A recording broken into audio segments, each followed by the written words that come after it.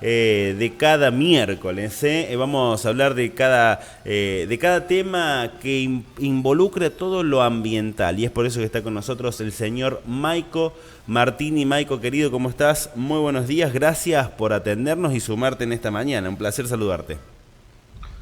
Muy buen día, Matías, y a todo el equipo del emisor y a toda la audiencia que está escuchando del otro lado, claramente. Estamos acá arrancando un nuevo miércoles, disfrutando la lluvia con un cafecito, ¿no? Mientras leemos Claro. las noticias más importantes de esta jornada.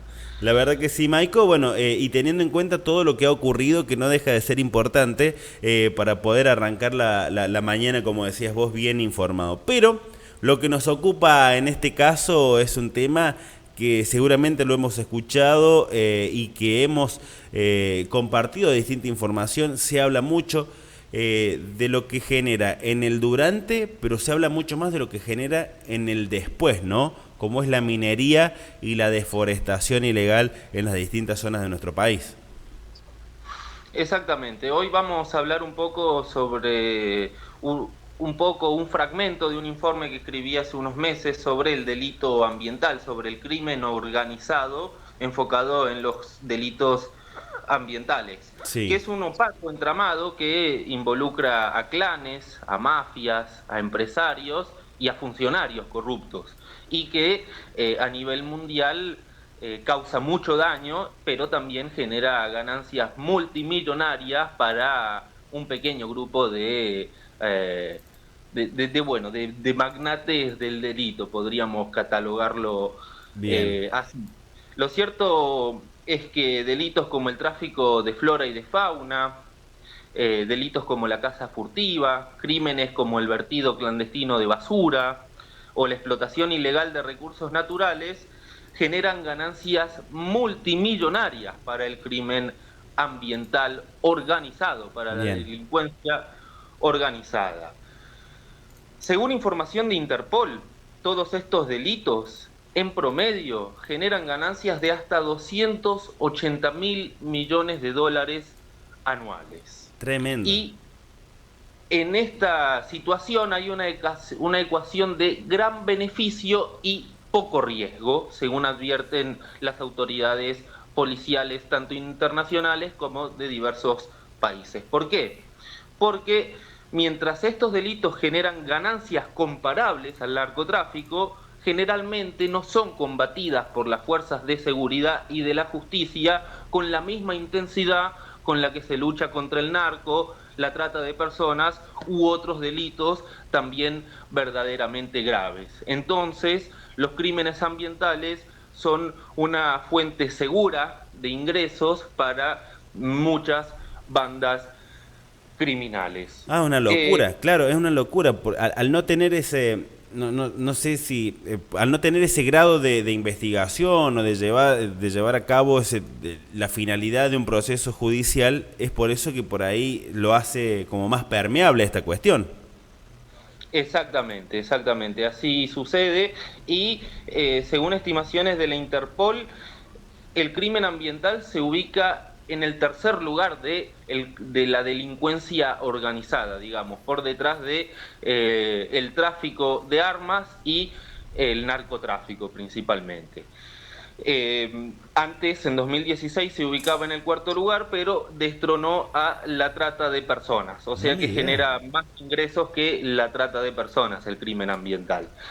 Para tomar un poco noción de esta triste realidad, hay que tener en cuenta que entre el 15 y el 30% de la madera que se comercializa a nivel mundial proviene de la deforestación ilegal, que en Argentina el 93% de los desechos industriales son vertidos ilegalmente, que el 20% de la pesca mundial es capturada de manera clandestina, que en África cada año mueren 20.000 elefantes víctimas de la caza furtiva o que centenas de guardabosques son asesinados por combatir los crímenes contra la fauna. Ah, El tremendo. informe, una de las fuentes más sustanciales que usé para este artículo es el informe La crisis de delitos contra el medio ambiente, elaborado por el Programa Ambiental de Naciones Unidas junto a la Interpol, que advierte que la explotación ilegal de recursos naturales suele ser utilizada por grupos paramilitares para sostener sus actividades. Así, estos grupos garantizan ingresos que no dependen de su éxito en el campo de batalla para poder resurgir una y otra vez luego de una aparente derrota militar. Claro. Esta militarización de zonas ecológicamente sensibles genera una destrucción ambiental realmente preocupante y además también exacerba la violencia entre las comunidades y fomenta la delincuencia, la corrupción y la inestabilidad, advierte la Interpol. Al mismo tiempo que estas zonas en conflicto proporcionan una tapadera de inestabilidad bajo la cual diferentes organizaciones paramilitares operan con libertad, facilidad e impunidad. Es tremendo lo que me Vayamos. estás contando, Maiko, ¿eh? Es tremendo. Yo estoy tratando de dimensionar quizás lo que me vas diciendo y hablas de números de valor económico que es realmente cuantioso, que involucra a muchísimas cuestiones. Ahí leíamos el título del informe que compartías vos en tu página, y es realmente preocupante porque terminan siendo los conglomerados que gobiernan gran parte de la economía global. Entonces es alarmante y preocupante. Están rifando realmente los recursos naturales de las regiones, ni más ni menos. Exactamente, más o menos la ganancia que generan todos estos crímenes es casi que la deuda externa de Argentina. Es un poco más la deuda externa de Argentina, pero se acerca bastante, como para tomar noción del asunto, ¿no? De toda la plata que Tremendo. recaudan. Hablemos un poco sobre la minería ilegal, que en Argentina no está tan desarrollada como en otras regiones, pero que sí es una amenaza para países de Sudamérica y de África también principalmente. Por ejemplo, viajemos hasta la República Democrática del Congo, donde milicias como el Ejército de Resistencia del Señor, un grupo paramilitar liderado por Joseph Kony, que analizaremos más profundamente en la siguiente columna, los Janjaweed, un grupo paramilitar del gobierno de Sudán, o los Mai Mai Morgan, también otra milicia africana, controlan varios yacimientos de cobalto y otros minerales valiosos en la República del Congo. Estos yacimientos, controlados por las milicias, suponen el 20% de la explotación de cobalto de ese país, mientras que empresas multinacionales operan como intermediarias en el comercio mundial de estos minerales, es decir, que operan como cómplices, si se quiere. En las minas congoleñas, advierte Interpol, el trabajo forzoso y la explotación infantil son características arraigadas en la explotación. Y además, casi no existen medidas de seguridad para los mineros informales. En paralelo, las comunidades asediadas por estas milicias sufren amenazas, intimidaciones, trata de personas, reclutamiento de niños soldados y o esclavitud sexual, advierte esta agencia policial. Yendo a Sudamérica, Colombia es otro de los países que sufre constantemente este problema. Y hace tiempo que las milicias han hecho de la minería ilegal una de sus principales actividades. Cerca del 60% de las minas de oro de Colombia son explotadas de manera ilegal, contaminando irreversiblemente a la prístina biodiversidad de la Amazonía, ya que la mayoría de las explotaciones de minería ilegal no tienen ningún respeto por las leyes ambientales vigentes ni por ningún tipo de normativa. Hay grupos como el Clan del Golfo, milicias como los Pelusos o grupos residuales de las extintas FARC que operan o hacen de la minería ilegal una fuente de ingresos para sus operaciones y controlan centenas de yacimientos de oro en diferentes regiones de Colombia. Un caso interesante para graficar esta situación es lo que se vive en la región de Buritica, en Ah, bien. Colombia, donde se encuentra la mayor mina de oro del país. Y ahí hay un enfrentamiento constante entre la minera asiática Zijin Continental Gold, una mina de oro, y los miembros del clan del Golfo. ¿Por qué? Porque los miembros del clan del Golfo abren bocas de mina clandestinas, ingresan a la infraestructura de la minera asiática y acceden a las vetas de oro más provechosas. En estos Claro. enfrentamientos entre la empresa y el clan, generalmente y lamentablemente suelen haber víctimas fatales de uno u otro lado. Y el Clan del Golfo opera como un estado paralelo, brindándole operatividad a los mineros informales y cobrándoles una regalía de cerca del 10% de su extracción. Se Qué estima que locura. solo por esta mina el Clan del Golfo genera ganancias de 10 millones de dólares anuales. Y Claro, una además locura. tiene muchas otras minas dispersas en la región de la Amazonía. Según Manuel Rodríguez, ex ministro de Ambiente de Colombia, en diálogo con Mongabay, explica que el alto precio internacional del oro tiene ventajas sobre la cocaína, porque el oro entra fácilmente en un comercio legal y no hay mayor trazabilidad. Entonces, bueno, muchas organizaciones, porque estas milicias también están vinculadas a la producción y al tráfico de cocaína, pero utilizan a la minería ilegal como una actividad relativamente más segura, si se quiere, ¿no? Bien, bien, bien, bien, bien. Estamos hablando de la facilidad que encuentran estos delincuentes, porque no son otra cosa, de blanquear negocios turbios, enmascarados, además de algo tan cuantioso como es la minería, tan devastador como es la misma, pero utilizan no tan solo para generar recursos y ganancias por ese medio, sino también para blanquear otras actividades ilegales. O sea, es una cuestión maquiavélica prácticamente. Exactamente, exactamente. Y junto a la minería clandestina, uno de los principales, una de las actividades ilegales más lucrativas también es la deforestación ilegal, la tala ilegal y el tráfico de madera. Según Interpol, entre el 15 y el 30% de la madera comercializada mundialmente proviene de la deforestación ilegal, con ganancias que ascienden hasta los 152 mil millones de dólares. En los principales países del Caribe y de África se estima que la deforestación ilegal ronda entre el 50 y en algunos casos hasta el 90%. La madera de esta deforestación ilícita es utilizada para fabricar muebles exóticos, empleada en la industria del papel, convertida en carbón vegetal o comercializada directa y llanamente como leña. En Latinoamérica, el sudeste asiático y África, la tala de especies de madera muy valiosas y amenazadas pone en grave peligro a la biodiversidad mundial.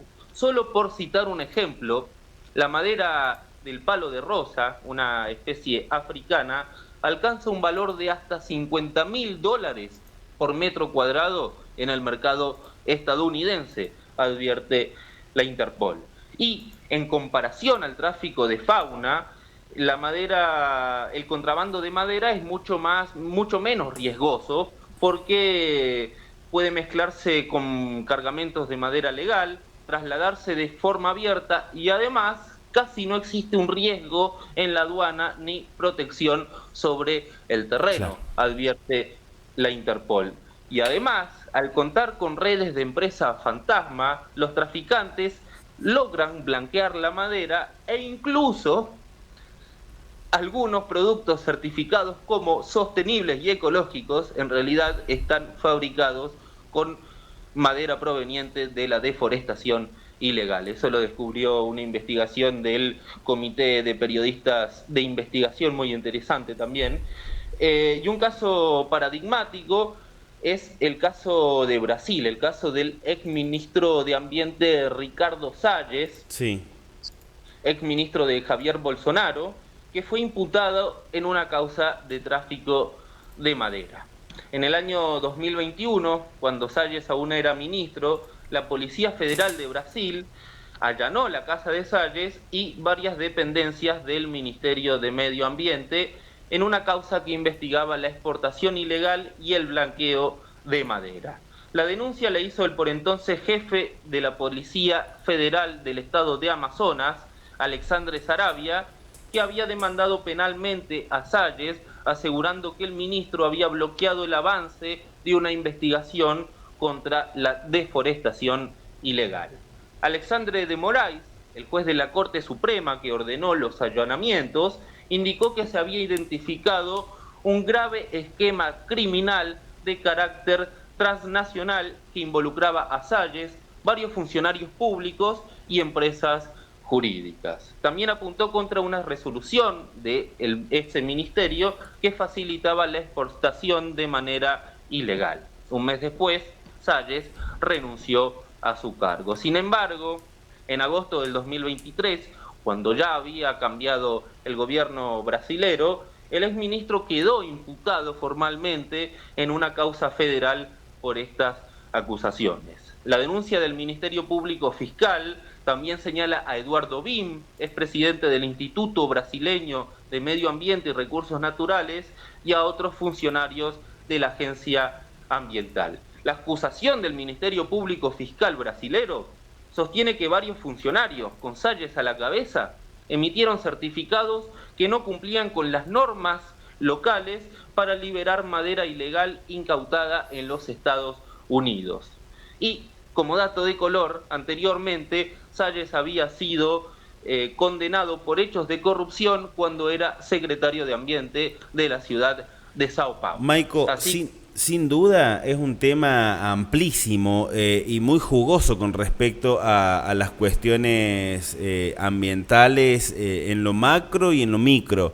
Es un tema para seguir desarrollándolo en las próximas columnas, para seguir profundizándolo y también invitar a toda la gente que está viendo a que se sume y te siga en tus redes sociales. Vos estás permanentemente trabajando e investigando sobre distintas cuestiones en ecopresssanluis.com, ecopresssl.com.ar. .com. Exactamente, así está, ahí está publicado lo mismo que estoy leyendo ahora, que es un poco un fragmento de un informe bastante extenso, como te comentaba anteriormente. Exacto.